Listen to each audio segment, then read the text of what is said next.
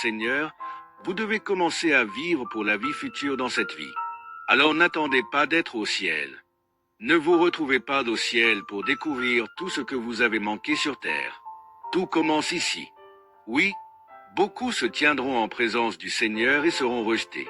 Il est donc temps de prendre notre foi au sérieux. Ce n'est pas un jeu, ce n'est pas une question de ministère, de popularité ou de tout ça. Non, c'est une question de ce que le Seigneur dit et pense. Ce n'est pas ce que ton pasteur pense de toi ou tes amis. Qu'est-ce que Jésus dit de toi? C'est ce qui déterminera, c'est ce qui décidera si tu es dedans ou dehors. Nous entendions vraiment l'Évangile, mourir à soi-même, porter sa croix, suivre le Seigneur, renoncer au monde, dire non au péché et aux tentations. Et tout cela, la Bible dit, après cette expérience, je ne finirai pas faible, je ne finirai pas en échec, je ne serai pas rejeté, peu importe le prix, peu importe le coût. Et le Seigneur m'a parlé il y a 7 ans. Il a dit, annule Netflix, annule Direct TV, annule le câble.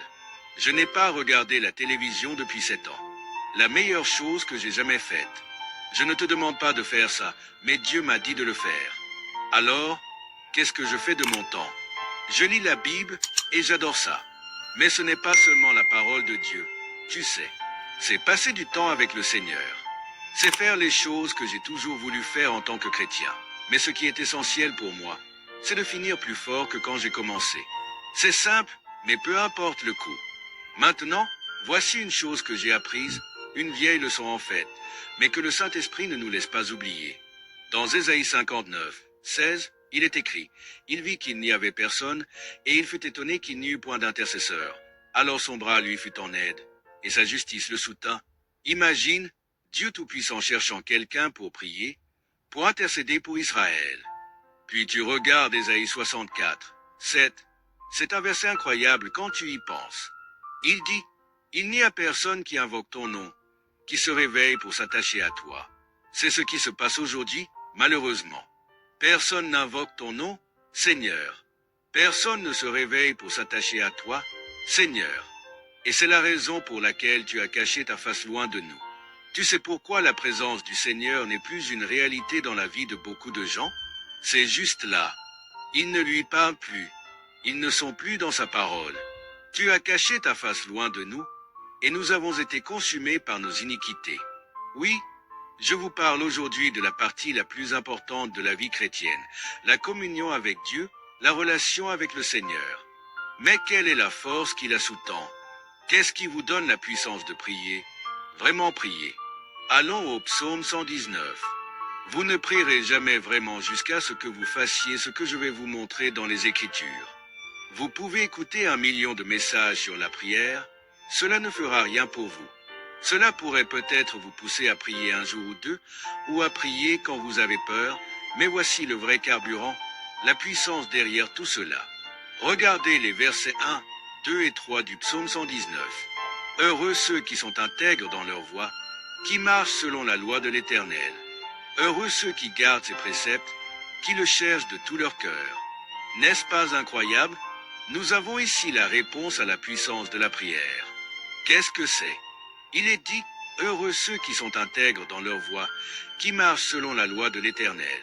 Premier secret, marchez selon la loi de l'Éternel. Et vous ne pouvez pas le faire si vous ne savez pas ce qu'elle dit. Vous ne pouvez pas marcher selon la parole de Dieu et obéir aux Écritures si vous ne les connaissez pas. Deuxièmement, heureux ceux qui gardent ses préceptes. Gardez la parole dans votre vie, gardez-la vivante en vous. Et ensuite, il est dit, ils le cherchent de tout leur cœur. Pas à moitié, mais de tout leur cœur. Pourquoi? Parce que la parole est en eux. Écoutez bien ceci, vous ne recevrez jamais la parole de Dieu correctement si vous ne le faites pas à la manière de la Bible. Et la manière de la Bible, c'est la méditation. Vous savez, certains d'entre vous connaissent quelqu'un qui médite, n'est-ce pas? Oui, la méditation. Laissez-moi vous expliquer simplement. Vous devez d'abord prendre la décision de vraiment connaître la pensée de Dieu. Et la pensée de Dieu, c'est sa parole. Je n'ai pas besoin de vous rencontrer pour vous connaître si je lis vos lettres ou votre livre. Vous n'avez pas besoin de rencontrer quelqu'un pour le connaître, lisez simplement ce qu'il dit. Dieu Tout-Puissant vous a envoyé une lettre. Lisez-la. Il vous a envoyé des livres, lisez-les. Alors, quand vous lisez les Écritures, suivez la pensée que Dieu vous donne. Ne sautez pas d'un livre à l'autre, vous n'y arriverez jamais de cette façon. C'est une idée que les gens ont inventée, mais ça ne marche pas. Lisez de la Genèse à l'Apocalypse et commencez à lire la parole de Dieu lentement, avec prière. Ne sautez pas d'un passage à l'autre. Lisez une pensée à la fois. Une pensée peut s'étendre sur 10 chapitres, 4 chapitres, 7 chapitres, peu importe. Par exemple, si vous lisez la Genèse, lisez une pensée à la fois. Les chapitres 1 à 11, c'est l'histoire de l'humanité, c'est une pensée. Si c'est trop, divisez-la, simplifiez-la. Ensuite, du chapitre 11 à 24, c'est Abraham. De 24 à 28, c'est Isaac. De 28 à 32, c'est Jacob et ses fils, puis Joseph. C'est tout le livre, mais vous ne vous précipitez pas. Vous prenez cette pensée que vous venez de lire, et vous la relisez encore et encore. Puis vous y réfléchissez, vous méditez, extrayez toute la nourriture de ces beaux chapitres. Lentement, et ce mot entrera, pas dans votre tête, mais dans votre cœur. Et la seconde où il entre dans votre cœur, boum, je vous réveillerai à ce qui arrive, la vie. Et quand cette vie frappe, vous commencez à lui parler. Êtes-vous à l'écoute quand la vie frappe votre cœur? Maintenant, vous lui parlez. Littéralement, la prière naît à travers les Écritures en vous.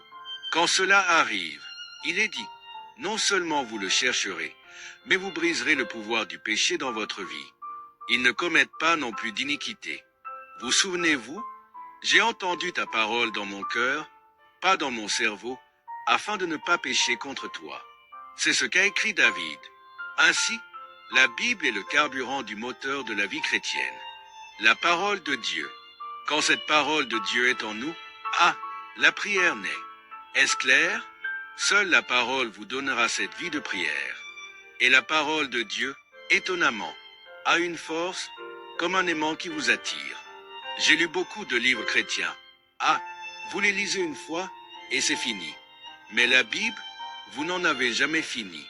Je peux lire un grand livre de quelqu'un. Je ne peux le lire qu'une fois, peut-être deux si c'est vraiment bon, et c'est tout. Mais la parole, vous y revenez toute votre vie. Pourquoi relire la Bible? Parce qu'elle donne la vie, elle vous change. Et maintenant, vous y revenez. J'ai donc pris une décision. Je vais lire ma Bible de la Genèse à l'Apocalypse tous les 4 mois, une fois. Cela signifie 3 fois par an. Vous dites, je ne peux pas le faire. Vous pouvez tous connaître la parole. Vous ne survivrez pas à l'avenir si vous ne le faites pas. Et vous n'irez pas au ciel si vous ne le faites pas.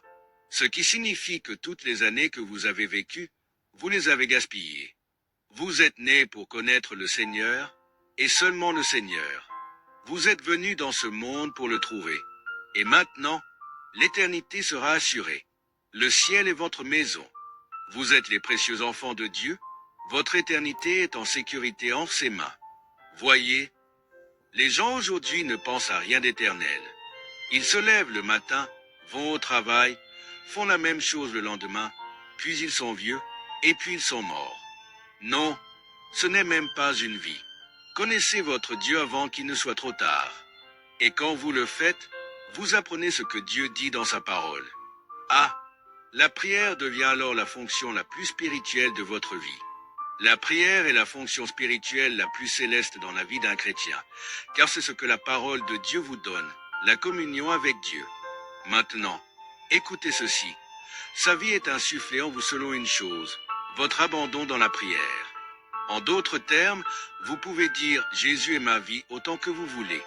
Mais cette vie de Jésus coule dans votre être en fonction du temps que vous passez en prière. Sans la prière, sa vie n'est pas la vôtre. Cela signifie que lorsque je prie, j'inspire sa vie. Quand je prie, j'expire ma vie. Il y a un échange de vie dans la prière. Ainsi, quand je prie, j'inspire sa vie et j'expire ma propre vie. C'est cela la prière. C'est ce que fait la prière. Donc, la prière, c'est se mettre à genoux et parler à Jésus. Pourquoi Hérode a-t-il tué Jacques? C'est une question très troublante dans le livre des Actes. Hérode, le roi, un homme très méchant, a tué le leader de l'Église dans le livre des Actes parce que c'était le plan de Satan de tuer l'Église avant qu'elle ne puisse grandir. Et puis ils ont pris conscience de la réalité. Ils ont dit, vous savez quoi? Nous ne vous laisserons pas tuer Pierre, car il avait emmené Pierre en prison pour le tuer. Si le diable avait réussi à tuer Jacques et Pierre, puis peut-être Jean, vous ne seriez pas assis ici. Ainsi, le plan de Satan était, tuons les apôtres, empêchons l'Église de vivre. Il n'a réussi qu'avec un seul, et l'Église a dit, non, vous ne le ferez pas. Et qu'ont-ils fait? Ils ont prié. Et quand ils ont prié, parce qu'ils avaient déjà la parole en eux, quand ils ont prié, Dieu a sauvé Pierre et a tué Hérode. Voyez comment cela s'est retourné contre l'ennemi. Pierre a été sauvé, l'Église et la vie de l'Église ont été sauvées lorsque ces gens ont décidé. Nous allons prier, pas courir partout en jouant de la musique et en ayant l'air de fou. Priez vraiment, à genoux. Et l'Église a été sauvée du plan de Satan. Nous devons prier à nouveau, vraiment prier. Maintenant, laissez-moi dire encore quelque chose. Quand le Saint-Esprit a été répandu à la Pentecôte, pourquoi a-t-il été répandu? La prière. Ils ont prié. Cela signifie que même si l'œuvre de la rédemption était accomplie, complète, et que le Saint-Esprit était promis, cela ne suffisait pas. L'œuvre de la rédemption était accomplie, c'est bien. Le Saint-Esprit était promis, oui, mais ils devaient prier pour voir la puissance de Dieu descendre. Même si l'œuvre de la rédemption était accomplie et la promesse donnée, ils devaient prier. Il est dit, tous persévéraient dans la prière. Ils devaient prier. Quel merveilleux privilège de voir la Bible nous offrir un tel guide extraordinaire. La vie de Jésus, littéralement, avec la puissance du ciel à la terre et de la terre au ciel. Or, quand je parle de prière, je ne parle pas de prier en langue sans savoir ce que vous dites. Il y a un temps pour cela. Oui, il y a une place pour cela.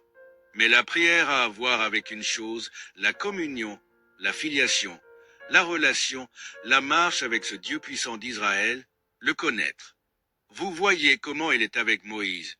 Vous voyez comment il est affligé avec Israël. Vous voyez sa colère quand ils ont construit un veau d'or. Vous voyez à quelle vitesse il a changé quand Moïse dit « Tu ne peux pas ». Sa nature commence littéralement à se manifester. Moïse a dit « Seigneur, je veux te connaître, je veux voir ta gloire. Je ne suis pas intéressé par ta puissance, je l'ai déjà vue. La puissance de Dieu qu'Israël a vue était bien plus forte que ce que j'ai vu dans les réunions de Catherine ou dans mes propres croisades. Et j'ai vu des miracles dans nos croisades. Seigneur, j'en ai vu. Mais la puissance ne change pas le cœur des hommes. C'est la parole de Dieu qui le fait. Satan ne cherche pas des signes et des prodiges en vous. Il vient chercher de la place vide. Vous savez, c'est ce qui est dit dans Matthieu 12. Il vient chercher de la place vide, car ces démons sont territoriaux. Il se dit, si ma vieille maison est encore disponible, je vais revenir et amener plus de démons avec moi. Et ce sera pire, et je les tuerai. Que cherche-t-il? La parole. Si vous êtes rempli de la parole, il n'a pas de place. Alors, s'il vous plaît, arrêtez de chercher des signes et des prodiges, aussi nécessaires soient-ils, et saisissez la parole, car l'avenir sera très dangereux. Et il y aura des signes et des prodiges démoniaques qui tromperont beaucoup de gens. Tout tourne autour de la Bible. Connaissez-vous Dieu à travers sa parole? Le connaissez-vous à travers les Écritures ou à travers des expériences? Vous ne pouvez pas le trouver dans les expériences. Israël, pensez à ce qu'ils ont vu, 40 ans dans le désert, Dieu parlant avec une voix audible. Cela ne les a pas changés, n'est-ce pas? Ils ont vu la gloire, le feu la nuit, la colonne de nuée. Cela ne les a pas changés, n'est-ce pas? Ils voulaient retourner en Égypte. Dieu Tout-Puissant, le pasteur John les a fait sortir d'Égypte avec tous ses prodiges puissants. Et 3 jours après avoir quitté le pays, ils disent, il nous a fait sortir pour nous tuer. Ils ont accusé Dieu de vouloir les tuer, alors que Pharaon en avait déjà tué beaucoup, et Dieu les avait sauvés de cela. Vous voyez à quel point le cœur humain est corrompu. Un de ces jours, les cœurs des hommes sur terre seront complètement démoniaques. Combien de gens ont vu Jésus ressusciter des morts? Personne, mais l'Église a cru. Combien l'ont vu monter au ciel? Quelques-uns. Mais un de ces jours, le monde entier verra 2 hommes ressuscités, des morts, et ils rejetteront encore Dieu. Réfléchissez à ce que je viens de dire. Personne n'a vu Jésus ressusciter des morts, et pourtant ils ont cru. Ils ont cru. Ils ont douté au début, mais ils ont fini par croire. Ensuite, ils l'ont vu monter au ciel. Mais le monde entier verra 2 hommes mourir, tués à Jérusalem, ressusciter des morts et monter au ciel.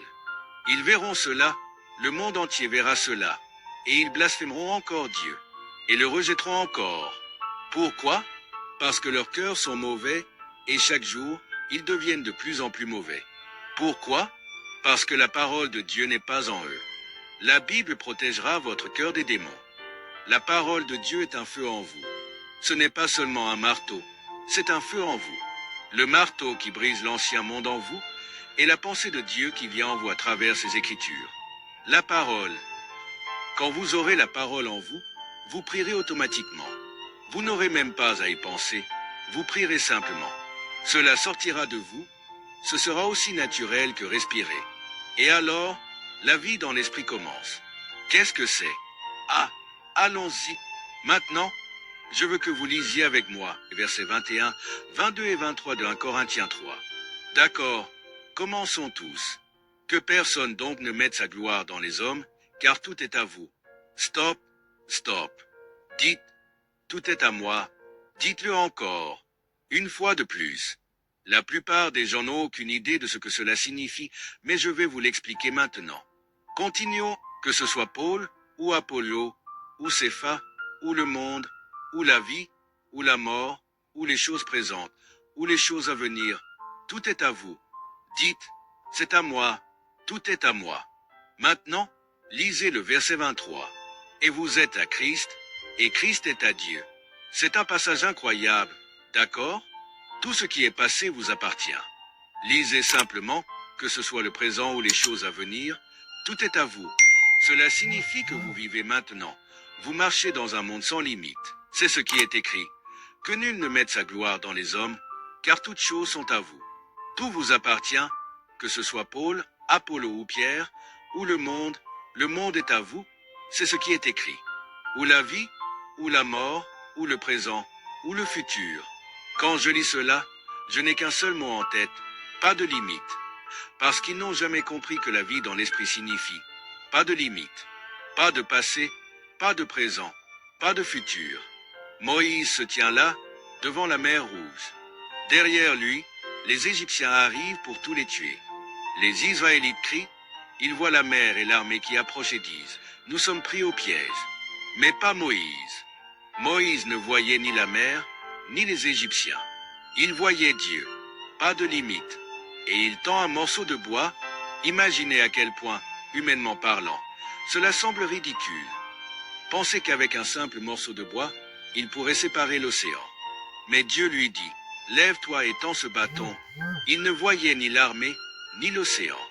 Il voyait Dieu. Et la mer s'est ouverte. David, quand je marche dans la vallée de l'ombre de la mort, c'est un endroit terrifiant. Je ne crains aucun mal. Pourquoi? Parce qu'il ne voyait pas la vallée. Il voyait le Seigneur. C'est ça, la vie dans l'esprit. Vous ne voyez pas la vallée, vous voyez Dieu. 12 espions sont envoyés en terre promise. 10 voient des géants, 2 voient Dieu. Que voyez-vous? La vie dont je vous parle vous amènera à vivre dans l'esprit. Et vivre dans l'esprit signifie que vous ne verrez plus le naturel. Vous n'aurez plus d'attachement pour le naturel. Et mon message est très simple, la parole, la prière, la vie dans l'esprit. Et la vie dans l'esprit signifie pas de limite. Votre passé est effacé, il n'a jamais existé. Vous vivez le présent sans être lié par lui.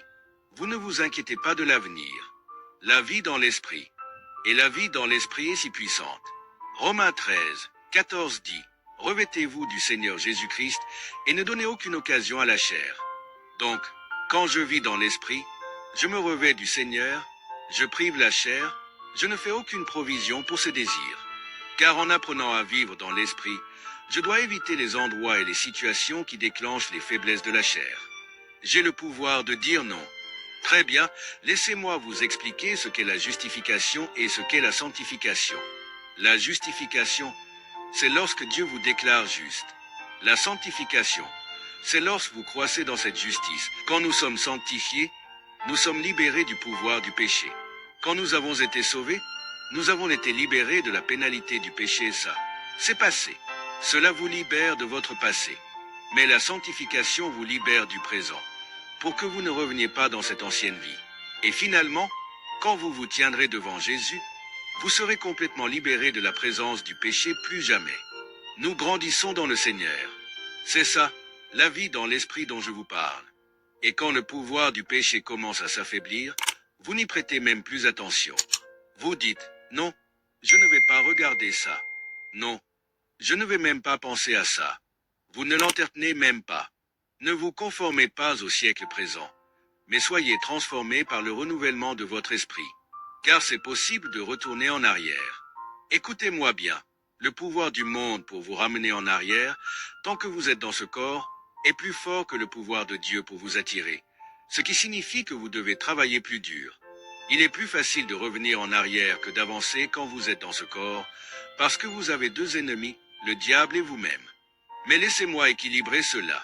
Plus vous vivez dans l'esprit, moins ce pouvoir de recul vous affecte. En vivant dans l'esprit, vous gagnez.